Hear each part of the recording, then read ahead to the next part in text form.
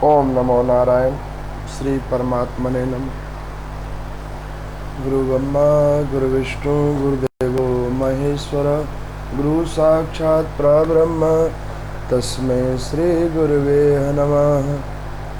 मंगलम भगवान विष्णु मंगलम गुरुध्वज मंगलम पुंडरीकाक्ष मंगलाय तनोहरि।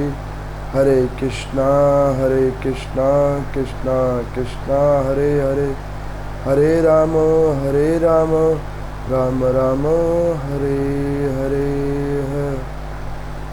श्री ब्रह्म पुराण की कथा, जिस कथा को आज गत 3-4 दिवस से हम लोग श्रवण कर रहे हैं, उस कथा का आज चतुर्दिवस की कथा है। जिस कथा के अंदर में मैंने आप लोगों को बतलाया, लोमहर्षण सूत जी जो वेद व्यास जी के प्रिय शिष्य हैं, जिनके द्वारा इन सारे पुराणों का व्याख्यान उन्होंने अपने श्री मुख से नैमिषारण्य तीर्थ में शौनक आदि 88,000 ऋषियों को सुनाया, और उन्हीं पुराणों के तत्वों को, उन्हीं कथा के तत्वों को मैं आप सब लोगों के समक्ष नाना प्रकार के प्रसंगों के माध्यम से रखता हूँ। ऐसी अद्भुत कथा जो शास्त्रों में वर्णन है कि जिसको श्रवण करने मात्र से जीवात्मा का कल्याण होता है, ऐसी अद्भुत कथाओं की संरचना वेद व्यास जी के द्वारा, और उन्हीं कथाओं को लोमहर्षण सूत जी के द्वारा व्याख्यान करना अपने आप में बड़ी अनुपम कथाएं हैं। कल की कथा में मैंने आपको महाराज इंद्रधुमन जी की कथा सुनाई थी, जिस कथा के अंदर में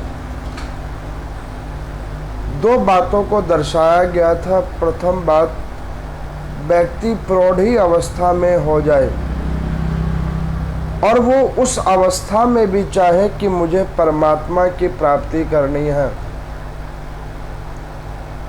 तो उस अवस्था में भी अगर वो शुद्ध संकल्प लेकर परमात्मा का ध्यान और चिंतन करे तो उसका कल्याण हो सकता है।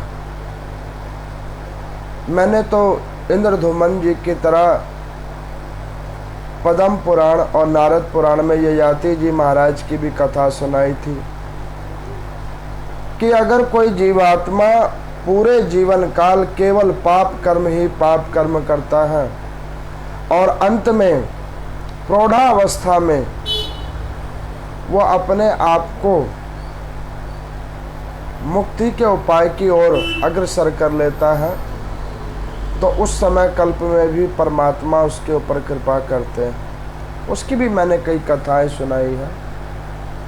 तो वस्तुत रूप में कल की कथा में इंद्रधुमन जी का प्रभु के प्रति स्नेह होना, यह प्रथम वार्ता, और दूसरी वार्ता कि परमात्मा उस स्नेह को सिद्ध करने के लिए वहाँ पर प्रकट होकर उसकी कामना को पूरा करना, ये दूसरी वार्ता को दर्शाता है कि जीव का प्रेम परमात्मा के प्रेम दोनों की समानता एक साथ है।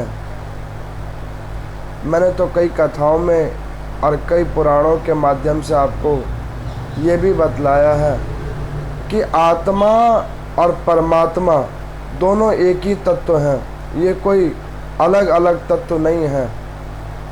परमात्मा और आत्मा एक ही तत्व है। यही आत्मा परमात्मा की दिशा में जाता है, वही परम पिता की कृपा से वो उनके भाग अंश में आत्मा रूप में विद्यमान होता है इस भौतिक संसार में। तो ये कल की कथा मैंने आप लोगों को श्रवण करवाया था, और आज की कथा के अंदर में इन्हीं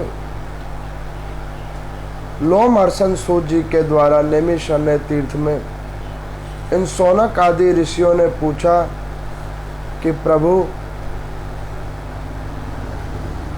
इस पृथ्वी लोक का जिसके ऊपर में इतने मनवंतर हैं, इतने जीव आत्माएं इसके ऊपर में वास करती हैं और नाना प्रकार के इस पृथ्वी के अंदर से पदार्थों की उत्पत्ति है, उत्सर्गता है, प्रादुर्भाव है, तो ऐसे में अंत में ये पृथ्वी का होगा क्या? अंत में इस पृथ्वी का क्या होगा और ये युगों की समाप्ति किस प्रकार से परमात्मा करेंगे? कृपा करके आप हमें बतलाएं। तो यहाँ पर मैं लोमहर्षण सूत जी कहते हैं, यही प्रश्न एक बार मार्कंडेय मुनि जी ने भगवान श्रीमन नारायण से पूछा था। ठीक यही प्रश्न द्वापर का युग था। उस समय में परमात्मा से ये पूछा। मैं आपको बतलाता हूँ कि आप लोगों ने कथाओं में एक बार पहले भी श्रवण किया होगा कि यही मार्कंडेय जी ने श्रीमन नारायण भगवान से कहा था कि प्रभु मुझे आपकी माया देखनी है। तो वो भी कथा मैंने आपको सुनाया था जिसमें मार्कंडेय मुनि को स्त्री रूप देकर परमात्मा ने अपनी माया दिखाया था। अब यही मार्कंडेय मुनि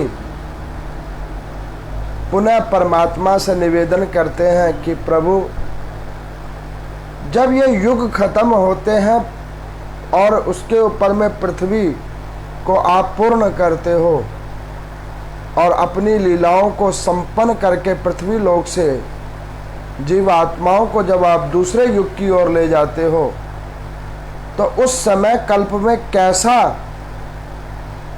आभास होता है, क्या क्या प्रकार के उसके लक्षण होते हैं, वो सारे लक्षणों को मैं देखना चाहता हूँ प्रत्यक्ष रूप में। तब परमात्मा बड़े प्रसन्न हुए। उन्होंने कहा, बिल्कुल आपको हम उन लक्षणों का दर्शन कराएंगे।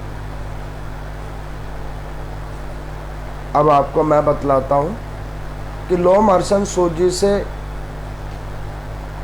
अन्य जितने भी ऋषिगण थे, उन्होंने ये प्रश्न एक किया कि बार बार मार्कंडेय ने ही ऐसे प्रैक्टिकल वाले कार्य कैसे करते हैं। तो मैंने आप लोगों को बतलाया है कि हमारे सनातन धर्म में कुछ ऐसे ब्रह्म ऋषि हुए हैं जो वैज्ञानिक थे। मैंने आपका बताया ना, कश्यप मुनि बड़े वैज्ञानिक ऋषि थे। उन्हीं वैज्ञानिक ऋषियों में जो है सो महर्षि मार्कंडेय थे, जो चिरंजीवी थे और वो अपना जीवन हर नवीन प्रभु की रचना की और उससे प्रभु की किस प्रकार की सृजन होती है उसकी ओर उनका ध्यान केंद्रित रहता था और उसके ऊपर वो नया नया परीक्षण करते थे। इसी वजह से मार्कंडेय मुनि ने ही ये दोनों बार परीक्षण किया है। और आगे की कथाओं में आप देखोगे कि यही मार्कंडेय मुनि अन्यत्र भी 2-3 परीक्षण करेंगे जो जीव आत्मा के कल्याण के लिए अद्भुत परीक्षण होंगे। जैसे अब मैं दैनिक रूप में कथा सुनाता हूँ। अब कई श्रद्धालु कथा सुनती तो हैं लेकिन उस कथा को ठीक से समझ नहीं पाती हैं। फिर भी उनकी जिज्ञासा, आज जैसे एक श्रद्धालु ने मुझे पूछा कि पंडित जी, ओम का उच्चारण तो सारे मंत्रों की शुरुआत ओम से होती है और आप कहते हैं कि ओम शब्द महिलाओं को नहीं लेना चाहिए, तो फिर अब इस हिसाब से तो किसी भी मंत्र का उच्चारण महिला ना करे। मैं आपको बतलाऊं, जिन भी श्रद्धालु ने ये प्रश्न पूछा, सर्वप्रथम अगर आप लोगों ने स्कंद पुराण ठीक से सुना हो तो मैंने आपको बतलाया था कि ओमकार की उत्पत्ति कैसे हुई थी। मार्कंडेय पुराण में भी मैंने आपको बतलाया कि ब्रह्मा जी के मुख से पहला शब्द निकला था तो वो निकला था ओम। तो ओम के अंदर में त्रिदेवताओं का वास है, ये मैंने कई बार बतलाया है। हाँ, ये बात अलग है कि आप लोगों ने ध्यान से उन कथाओं को सुना या नहीं सुना, लेकिन वास्तविक रूप में फिर भी आपने प्रश्न किया है तो मैं उसका उत्तर दे रहा हूँ। ओम का उच्चारण महिलाएं क्यों नहीं करती हैं, उसका सबसे बड़ा कारण क्या है कि ओम के अंदर में त्रिदेव विद्यमान है। जैसे आपको सरल भाषा में समझाऊं, किसी को सम्मान देने के लिए, देखो जैसे किसी श्रेष्ठ जन गुरुजनों का जब व्यक्ति सम्मान करता है तो उसके पदवी और ओहदों को वो ध्यान करके उनको पुकारता है, लेकिन उनका नाम उच्चारण नहीं करता है। वो नाम ना उच्चारण करने का एक बात ये होता है कि उसको सम्मान देना। छोटा सा और उदाहरण समझो, मान के चलो कि एक स्त्री का विवाह एक पुरुष के साथ हुआ, तो पुरुष को सम्मान देने के लिए उसका नाम नहीं लेती है। और शास्त्रों में तो ये भी वर्णन है कि पति का नाम लेने से स्त्री का सौभाग्य कम हो जाता है, ससुर का नाम लेने से गरिमा कम हो जाती है, जेठ का नाम ले लेने से शरीर की आभा कम हो जाती है। अब कोई ये कहेगा कि पंडित जी ये सारे नियम केवल महिलाओं के लिए ही है, पुरुष के लिए नहीं है। तो पुरुषों के लिए भी है। पुरुष के लिए भी पिता का नाम अनावश्यक नहीं लेना चाहिए, ससुर का नाम अनावश्यक नहीं लेना चाहिए। इसी लेके पिताजी और ससुर का विधान बतलाया गया है। माताजी विधान बतलाया गया है, माँ का नाम का विधान नहीं बतलाया हुआ है। हमारे देश की एक ये बहुत बड़ी महिमा है कि श्रेष्ठ जनों का नाम नहीं लिया जाता है, उनके पद को ध्यान करके और उनके पदों को ही पुकारा जाता है। ये मर्यादा है एक। उसी प्रकार से ये त्रिदेवों के प्रति हमारा सम्मान है महिलाओं का। ओमकार बिंदु के शब्द को, ओमकार शब्द को ना बोलकर अपने भाग्य को उज्जवल करने की एक प्रधानता है। फिर अब आप लोग कहोगे कि पंडित जी अन्यत्र जितने भी मंत्र हैं, जैसे नमो भगवते वासुदेवाय, नमः शिवाय, ह्रीं क्लीं चामुंडे विच्चै नमः, ऐसे आप करोगे तो ऐसे आप जाप करने के लिए कर सकते हो। कोई कहेगा कि महामृत्युंजय तो त्र्यंबकम यजामहे सुगंधिम पुष्टिवर्धनम उर्वारुकमिव बंधनात् मृत्युं मोक्षमामृतात्।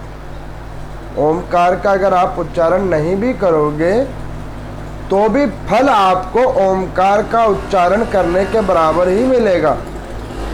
लेकिन ठीक वही आप ओमकार का उच्चारण करके महिलाएं जो भी मंत्र का जाप करेंगी, साधन करेंगी, तो जाप साधन तो होगा लेकिन उसका फल नहीं मिलेगा, वो फल कट जाएगा। आपने प्रभु का ध्यान तो किया, चिंतन तो किया, लेकिन उसका पूर्ण फल नहीं मिला, इसका मतलब ये होगा। इसलिए के शास्त्रों में वर्णन है कि ओम शब्द का जो है उच्चारण महिलाएं नहीं करती हैं। इसके बहुत सारे अन्यत्र उदाहरण हैं। मैंने कई वीडियोस इसके ऊपर बनाई हुई है, कई कथाओं की श्रृंखलाएं। मैंने अग्नि पुराण के अंदर में ओमकार उच्चारण का महत्व और किसको करना चाहिए, कैसे करना चाहिए, अथवा किसको नहीं करना चाहिए और करने पे क्या फल होता है उनको, वो भी मैंने कथाओं की वीडियो बनाई हुई है। आप लोग उन एपिसोडों को देखकर इन चीज़ों को समझ सकते हैं। बिल्कुल सरल भाषाओं में मैं कथा सुनाता हूँ आप लोगों को, तो उसको भी आप देख के श्रवण कर सकते हैं। वास्तविक रूप में अभी मैंने आपको ये बतला दिया कि त्रिदेवों को सम्मान सूचकता है, प्रथम बात। दूसरा, उनको ओमकार उच्चारण ना करने पे आपका सौभाग्य वृद्धि होगी। ओमकार उच्चारण करने पर आपकी वैभवता और कांति में कमी आएगी। इसलिए के महिलाओं को ओमकार का उच्चारण नहीं करना चाहिए। ये विधान है, ये कोई मेरा बनाया हुआ विधान नहीं है, ये धर्म ग्रंथों और शास्त्रों का विधान है। आप किसी भी विद्वान ब्राह्मण को पूछेंगे, धर्म ग्रंथों को पढ़कर देखेंगे तो उसमें आपको ये पता लगेगा। तो यहाँ पर अब वो मार्कंडेय मुनि उन्होंने श्रीमन नारायण भगवान का तप किया। तप करने के बाद में परमात्मा प्रसन्न हुए। शिप्रा नदी के कोने में उन मार्कंडेय मुनि जी ने ध्यान और चिंतन करके परमात्मा श्रीमन नारायण भगवान का आवाहन किया। आवाहन होने पर प्रभु वहां पर प्रकट हुए। प्रकट होते हुए ही उन्होंने कहा कि हे मार्कंडेय मुनि जी, जिस प्रकार पृथ्वी पे जीवन के लिए जल प्रिय है, जीवन के लिए सूर्य की किरण प्रिय है, जीवन के लिए पृथ्वी पे भूमि प्रिय है, ठीक उसी प्रकार परमात्मा को अपने भक्त की प्रियता के लिए उनका तप, यज्ञ, नाम जप और प्रभु के प्रति प्रेम सद्भाव अति प्रिय है। तो मार्कंडेय मुनि जी ने श्रीमन नारायण भगवान को हाथ जोड़ के प्रणाम किया। कहने लगे कि हे परमात्मा, अगर आप मुझ पर प्रश्न है तो मेरी एक जिज्ञासा है, उस जिज्ञासा को आप संपन्न कर दीजिए। तो भगवान श्रीमन नारायण ने कहा कि आपकी क्या जिज्ञासा है? तो उन्होंने कहा कि प्रभु, हमारी एक जिज्ञासा है कि मुझे इस पृथ्वी का प्रलय देखना है। जब भी आप कोई युग को खत्म करते हो तो युग खत्म किस प्रकार से होता है वो मुझे देखना है। उस समय में क्या हालात होते हैं मुझे वो देखना है। तो परमात्मा ने कहा, बिल्कुल हम आपको वो दिखाएंगे, बिल्कुल आपको वो दिखाएंगे कि युग परिवर्तन कैसे होता है। फिर मार्कंडेय मुनि ने कहा कि प्रभु, एक कृपा और करना कि जब आप ये प्रलय का रूप मुझे दिखलाना तो उस प्रलय के रूप में आप मुझे बस उतने ही देर तक दिखलाना जितने देर तक मुझे उस प्रलय का बोध हो जाए। उस प्रलय में मुझे छोड़ नहीं देना मेरा हाथ पकड़कर फिर मुझे बाहर खींच लेना। भगवान हंसकर कहने लगे कि मार्कंडेय जी, जो जीवात्मा अपने कर्मा अनुसार कर्म भोगने के लिए पृथ्वी पे आता है, सुख अथवा दुख किसी भी योनि में, पशु पक्षी जलचर मानव शरीर किसी भी योनि में, और वो जब मेरी सानिध्यता प्राप्त कर लेता है, मेरे ऊपर अपना डोर छोड़ देता है, तो इस संसार के प्रलय के अंदर में वो जीवात्मा अपने कर्मों को भोगता तो है, लेकिन जब वो प्रलय और तेज हो जाती है तो मेरी करुणा, मेरी कृपा उस जीवात्मा को उस प्रलय के बीच से ठीक उसी प्रकार निकाल लेती है जैसे कहीं पे आग लग गई हो, और उस लगे हुए आग के अंदर में कोई व्यक्ति तपिश के अंदर बैठा हो और कोई व्यक्ति उसको जाकर उस जीवात्मा को उस अग्निगृह से सुरक्षित बाहर निकाल ले, ठीक उसी प्रकार से ये मेरी कृपा उन भक्तों के ऊपर होती है जो मेरे प्रति शरणागत हो जाते हैं, जो मेरे में पूर्ण विश्वास करते हैं।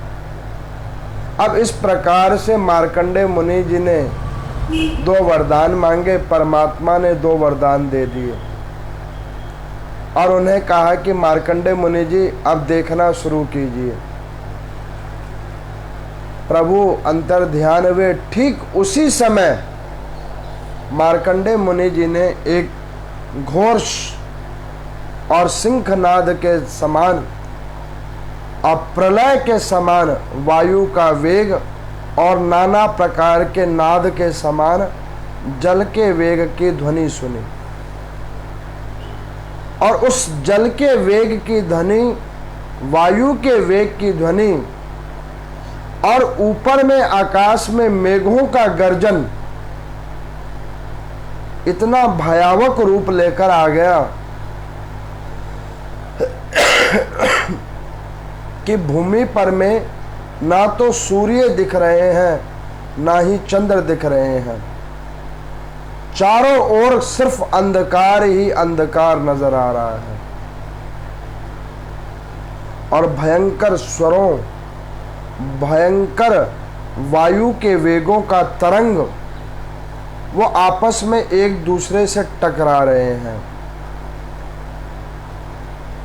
ऐसी विचित्र स्थिति को मार्कंडेय मुनि ने देखा।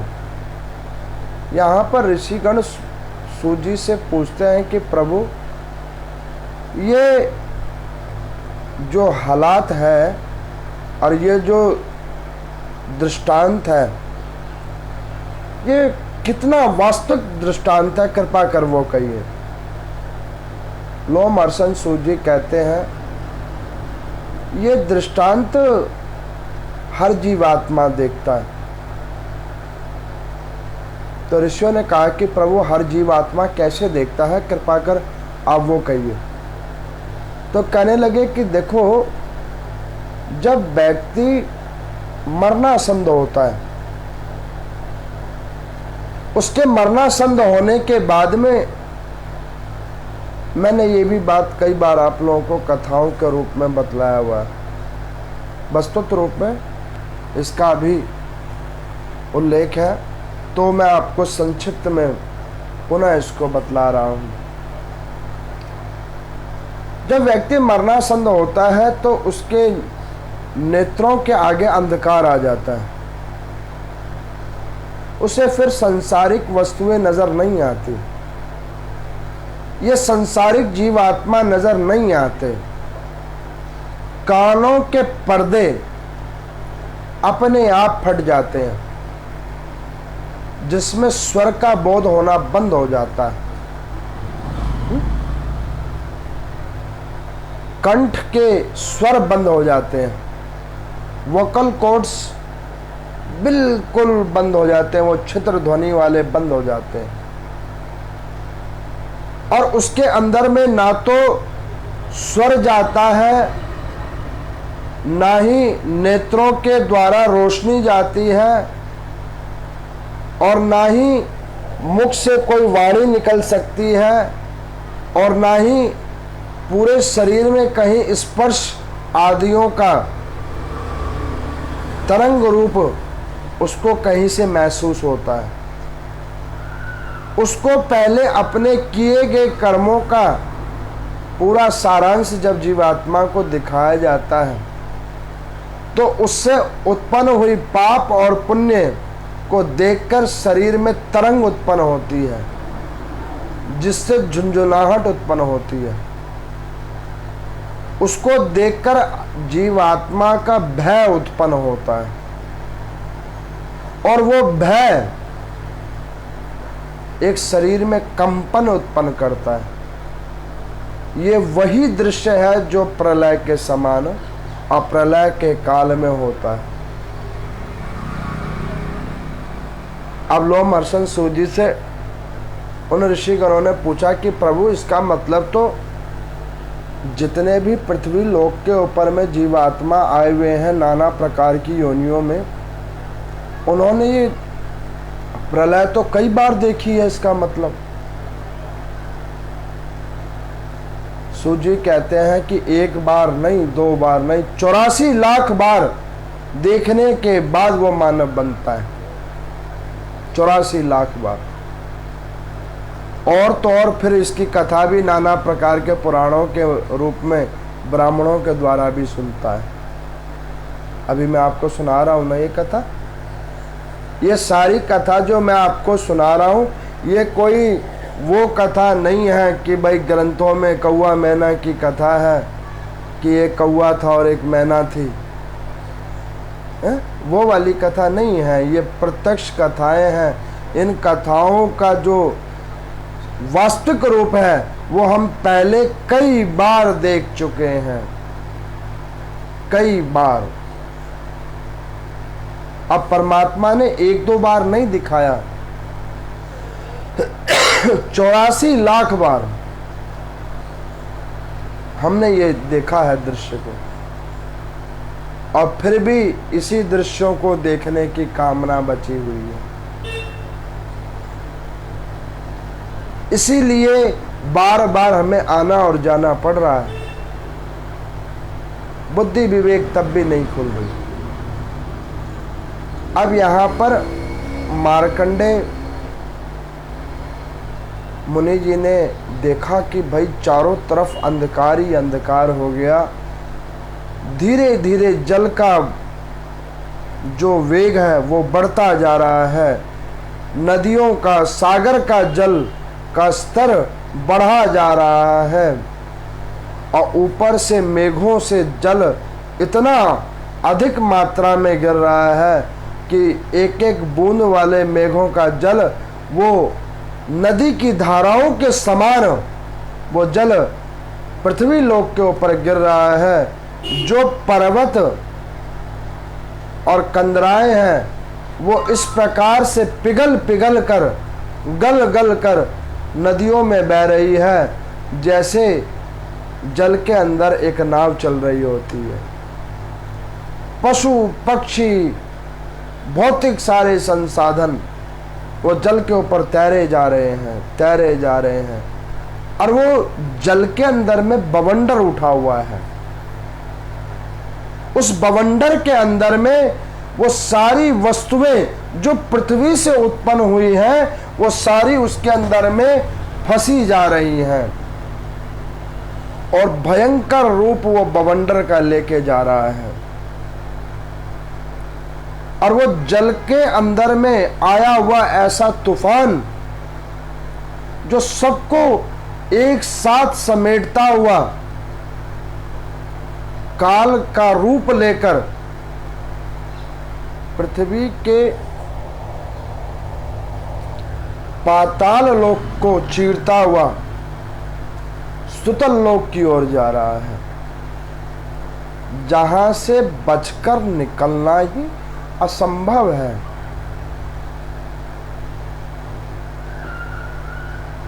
गाड़ी, पैसा, बंगला, आदमी, सामान, संसाधन सब उसके अंदर समेट में आ रहे हैं।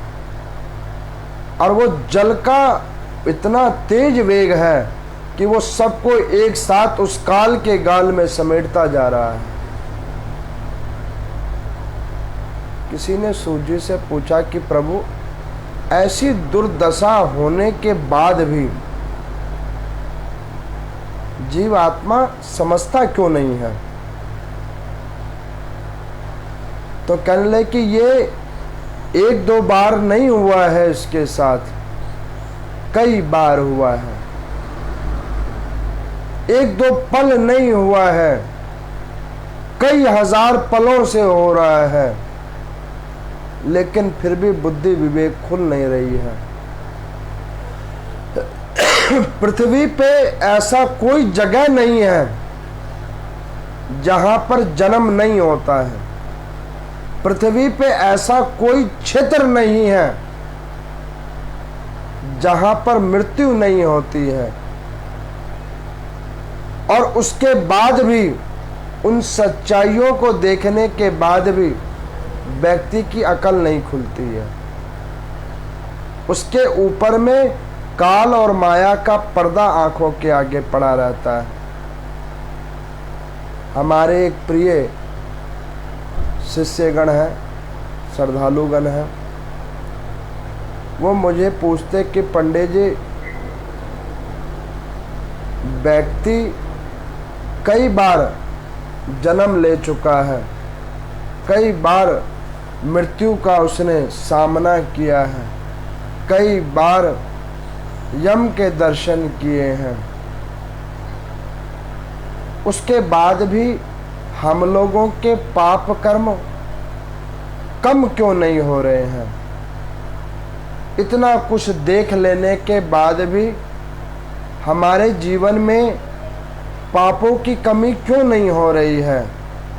और हम अपने अंदर में परिवर्तन क्यों नहीं ला पा रहे हैं? इसका कोई समाधान कहिए। मैंने आपको पीछे भी बतलाया था कि जो मुझे अच्छा लगता है मैं केवल उन्हीं प्रश्नों का उत्तर देता हूँ। तो ये प्रश्न मुझे अच्छा लगा था,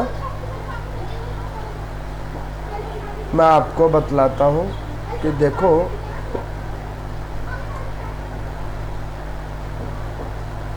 एक गधा था, मैं इसको प्रसंग रूप में आपको सुनाता हूँ तो वो शायद आपको ज़्यादा अच्छा तरीके से समझ में आएगा।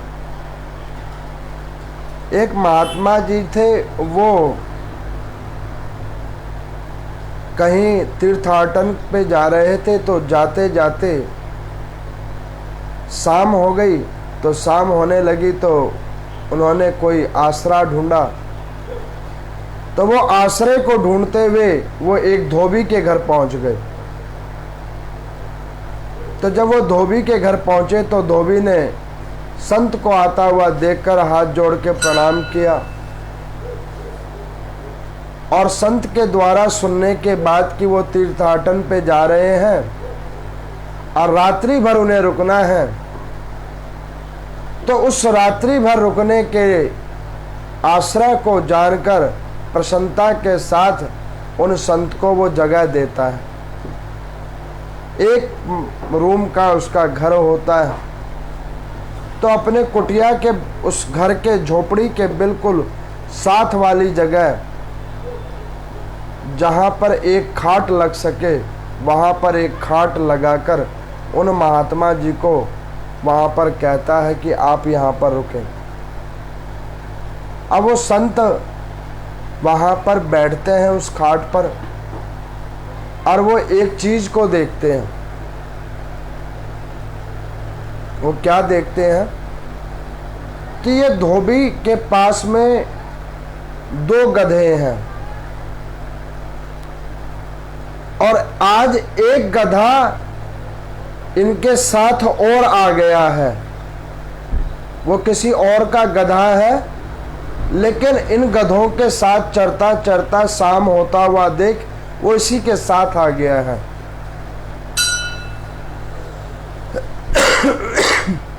उस धोबी के पास में केवल 2 खूंटे हैं। उस 2 ही खूंटों में वो अपने गधों को बांधता है, क्योंकि उसके पास 2 गधे हैं तो 2 ही खूंटे हैं। अब ये तीसरा गधा आ गया है तो रात भर इसे भी बांध कर रखना है। तो वो धोबी क्या करता है कि जैसे अपने गधों को रस्सी में बांधता है, ठीक उसी प्रकार बगैर रस्सी के, बगैर खूंटे के उसके गले में हाथ डालता है। जैसे अपने गधों का रस्सी पकड़ता है, ठीक उसी प्रकार से बगैर रस्सी के उसके गले में हाथ डालता है और उसे ये आभास करवाता है कि उसके गले में रस्सी बंधी हुई है, और एक खूंटे के पास में जैसे रस्सी बांधना होता है उसी प्रकार से वो अपना क्रियाकलाप कराता है कि मैंने इस गधे को बांध दिया है। और वो अपने घर में चला जाता है। महात्मा जी सोचते हैं कि भैया 2 को तो बांध रखा है, एक ये खुला हुआ है, तो ये रात को कहीं भाग तो नहीं जाएगा। तो वो महात्मा जी उस धोबी को पूछते हैं कि भैया ये जो 2 को तुमने बांध रखा है, ये तो चलो तुम्हारे गधे हैं, तुमने इसे बांध रखा है, लेकिन ये तीसरा जो गधा है जो तुम्हारा नहीं है और जिसको तुमने रस्सी से भी नहीं बांधा है, कोई खूंटे से भी नहीं बांध रखा है, तो ये रात भर तुम्हारे पास रुकेगा कैसे? ये तो रात को यहां से भाग भी सकता है। तो वो कहने लगा कि महात्मा जी आप वैसे ही बड़े ज्ञानवान हैं। संतों को परमात्मा ने पृथ्वी पर केवल और केवल ज्ञान वितरण के लिए भेजा है। गुरुजनों ब्राह्मणों को पृथ्वी पर अगर किसी देश से भेजा है तो वो ज्ञान देने के देश से भेजा है। जैसे आप देखते हैं स्कूल में टीचर्स क्यों होते हैं? फॉर ओनली एजुकेशन पर्पस, शिक्षा के लिए। तो वो सांसारिक शिक्षा देते हैं, नैतिक शिक्षा देते हैं, लेकिन गुरुजन ब्राह्मण जन ये आध्यात्मिक शिक्षा देने के लिए होते हैं। ये आध्यात्मिक गुरु होते हैं, आध्यात्मिक शिक्षक होते हैं, जो अपने कथा प्रवचन और ज्ञान अनुभवों के द्वारा जीवात्मा का कल्याण करते हैं। तो वो महात्मा जी ने कहा कि भैया तेरे 2 गधे बंधे हैं वो तो मुझे समझ में आया, लेकिन ये तीसरा गधा तूने जो ऐसे खोल के रखा है और ऐसे क्रियाकलाप किए हैं, क्या कल ये गधा सुबह तक रुकेगा? तो वो कहने लगा कि महाराज आप स्वयं ज्ञानी हैं, आप कल सुबह में देखना, ये कल सुबह में ये गधा यहीं रहेगा। अब वो महात्मा जी हरि संकीर्तन करते हुए सो गए। प्रातः काल उठे, धोबी की बात सत्य, वो गधा भी और गधों के साथ वैसे ही खड़ा है, बगैर रस्सी के, बगैर किसी खूंटी के। अब उस धोबी ने क्या किया, अपने दोनों गधों को खोला और ड्यूटी पे उसको लेके जाने के लिए ले गया, लेकिन वो गधा अभी भी वहीं खड़ा है। महात्मा जी भी चलने लगे तो उस गधे को खड़ा देखकर उन्होंने धोबी को पूछा कि भैया ये गधा यहाँ क्यों खड़ा है? तो वो कहने लगे कि प्रभु अभी भी आप बात नहीं समझे।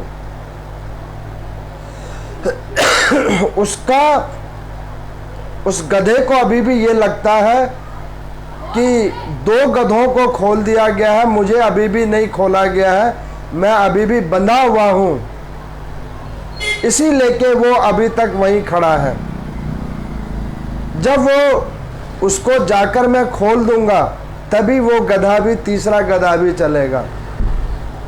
अब वो धोबी क्या करता है, जाता है, बगैर बंधे हुए गधे को ऐसा आभास कराता है कि उसे अब उसने मुक्त कर दिया है, और वो भी उनके साथ में चलने को अग्रसर हो जाता है।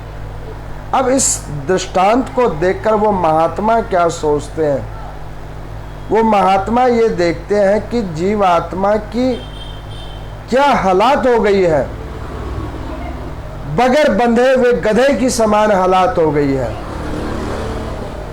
आपकी, हमारी, ये सबकी ये दुर्दशा है। मैं अपने उस प्रिय शिष्य जन को ये भी कहना चाहता हूं कि हमारी हालात ही यही हो चुकी है,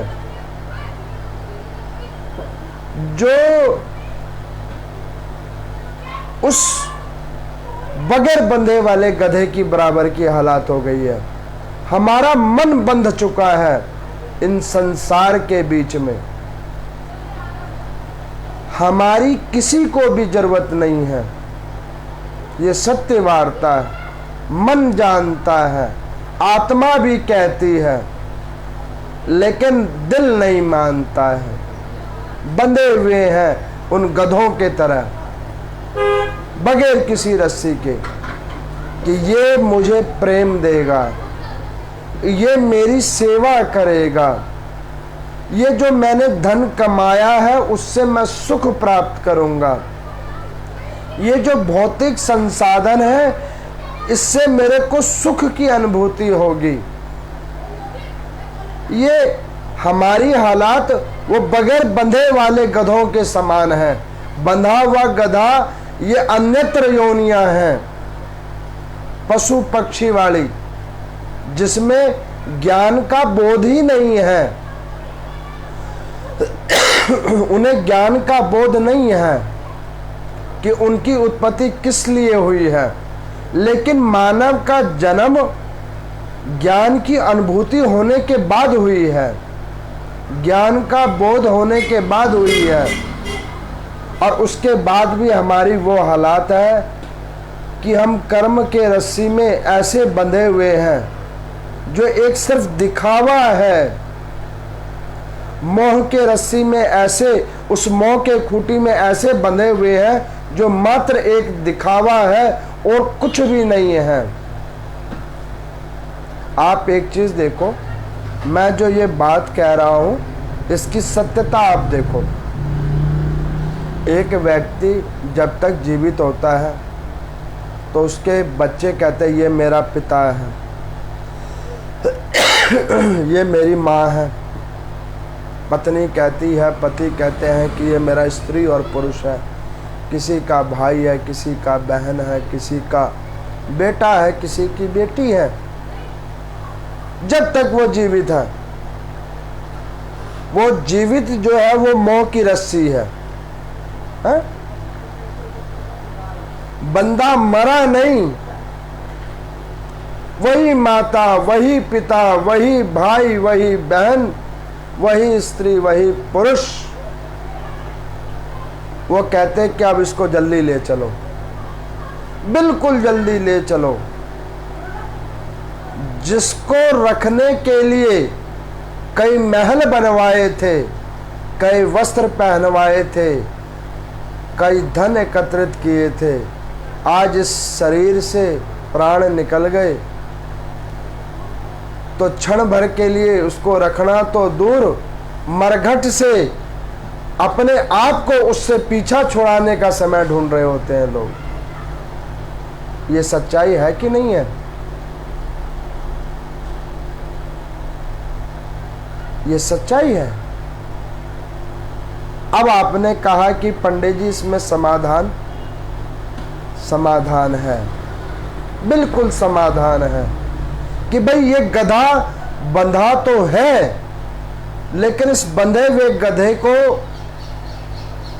जो वास्तविक रस्सी नहीं है, उस रस्सी से कैसे खोले इस गधे को, इस पापी मन को, जो गधा बन के बैठा हुआ है, इसको खोले कैसे?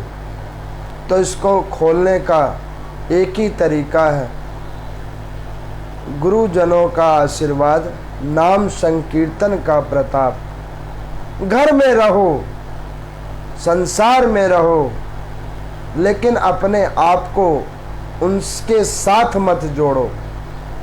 सुनो सबकी, करो अपने मन की, और मन में सिर्फ परमात्मा का वास कराओ। लोगों के बीच में रहो, लेकिन अपना ध्यान परमात्मा की ओर केंद्रित करके रखो। ये ध्यान करना और लोगों का चाहे जो भी होगा या नहीं होगा, हमें जब उस परम पिता के, परमात्मा के द्वारे जाना होगा,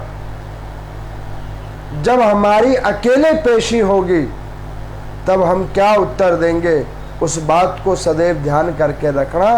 तो शायद हमारा वो मोह वाली रस्सी क्या पता खुद ही खुल जाए।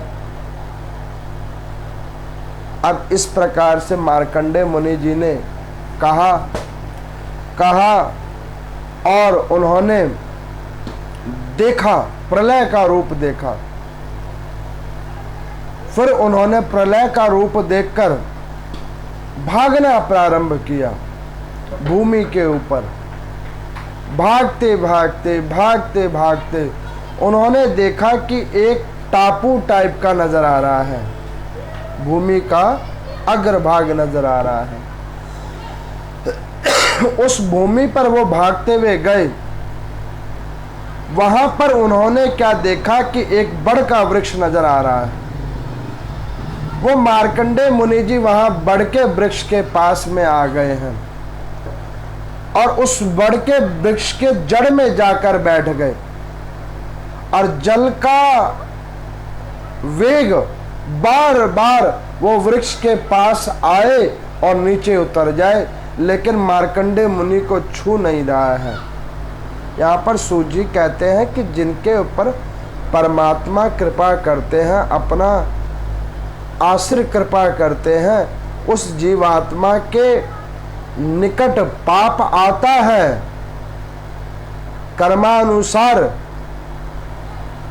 सुख दुख आते हैं, लेकिन उसको स्पर्श नहीं कर पाते हैं। क्यों?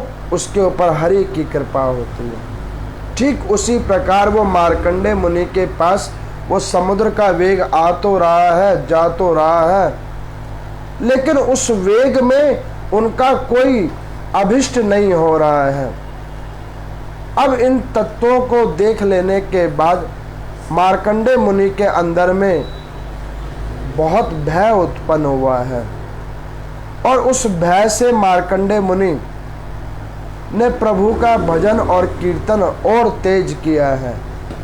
जगह जगह क्रंदन का स्वर सुन रहे हैं, कोलाहल का स्वर सुन रहे हैं, और उस कोलाहल के बीच में जब उन्होंने परमात्मा का नाम संकीर्तन किया है, हरि नाम संकीर्तन किया है, तो उस अंधेरे रात्रि के अंदर, उस भूमंडल पे जहाँ पर चहुदिशी अंधकार फैला हुआ है, वहाँ पर तेज पुंज रूप में परमात्मा श्रीमन नारायण कृष्ण अवतार लेकर पलंग के ऊपर में, एक स्वर्ण के पलंग के ऊपर में हंसते हुए उन मार्कंडेय जी को दिख रहे हैं।